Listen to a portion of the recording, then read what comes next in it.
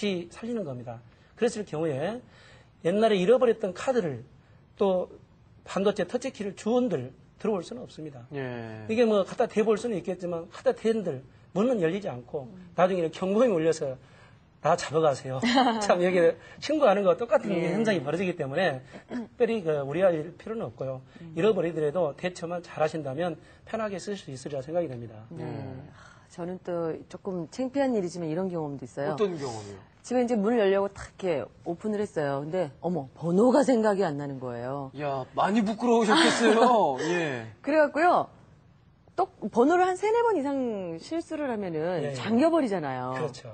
그래서 저희 집을 못 들어가고요.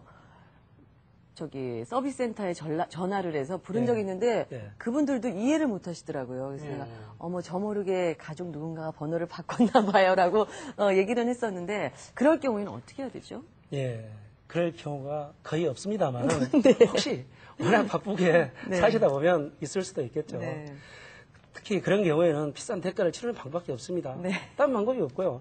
그건 부수고 예. 다른 걸로 하시는 방법밖에 없는데 다음부터는 그러한 모델을 선택하지 마시고 혹시 다음에 다시 하실 기회가 된다면 번호만을 단순하게 쓰는 걸로 하시면 오늘 같은 문제점이 또 발생이 될 거고 네. 디지털 번호키는 번호도 쓸 수 있고 반도체 터치키를 갖다 대면 열리는 경우도 네네네. 있고 네. 더 나아가서는 아날로그 기계식 키가 내장되어 있는 게 있습니다. 이런 키들을 선택하셨다면 오늘 같은 문제점은 재발하지 않으시겠죠? 네, 그러네요.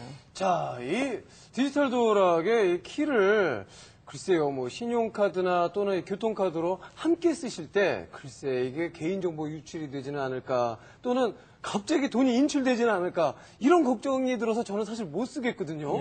예. 그렇지만 그 역시 크게 걱정할 필요는 없습니다. 네. 이 신용카드에는 10개 이상의 방이 따로 있습니다. 들어갈 수 없는 방이 있고 들어갈 수 있는 방이 있어요. 아무나 들어간다고 해서 받아주는 게 아니고 그 열쇠 기능에 관계되는 것만 받아주기 때문에 그런 염려는 안 하셔도 될 것 같습니다. 아, 그래요? 예. 예, 알겠습니다.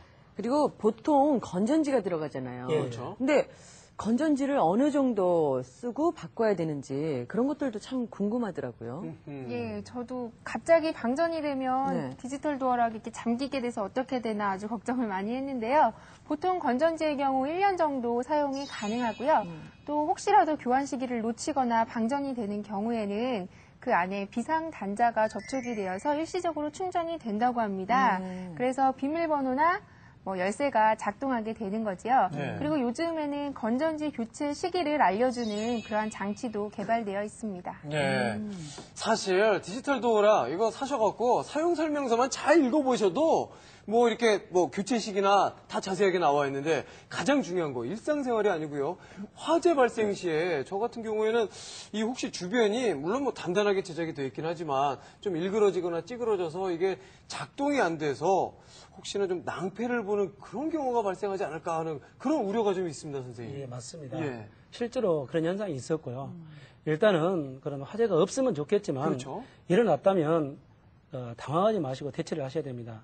첫째, 당황하지 않는 게 제일 중요하다고 생각이 되는 거고 두 번째는 이 스위치 버튼을 누르면 됩니다. 평상시와 똑같이 하십시오.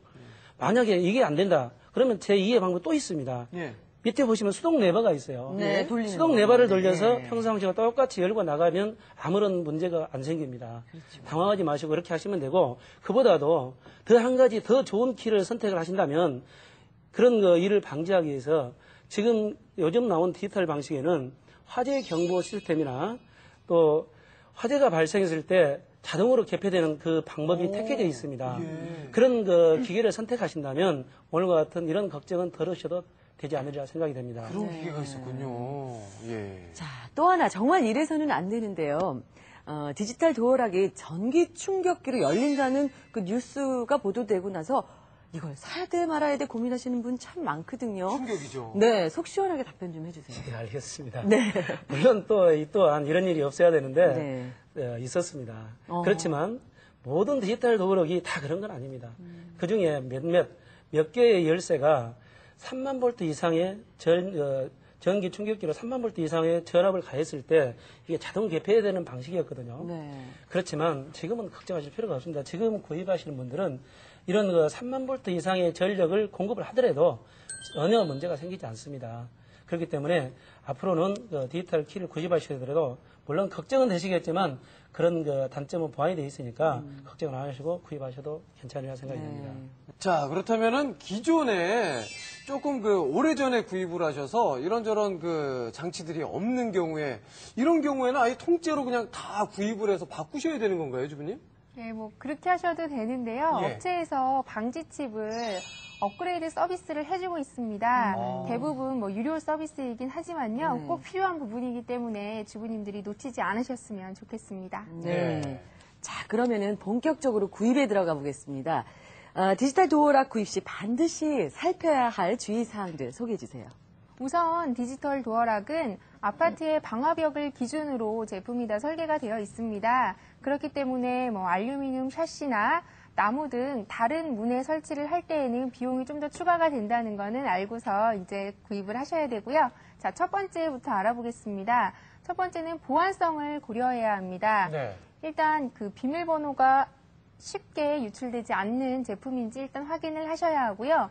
뭐 제품이 훼손되거나 문을 열고 침입할 경우에 경보음이 울려야 하고요. 아까 또 염려했던 것처럼 화재 시에 또 경보음이 울리고 또 자동으로 문이 열리는지 그런 것들을 좀 확인해 주셨으면 좋겠습니다. 네. 두 번째로 보안 기술 및 품질을 국내외에서 인증된 제품인지 확인을 하셔야 합니다.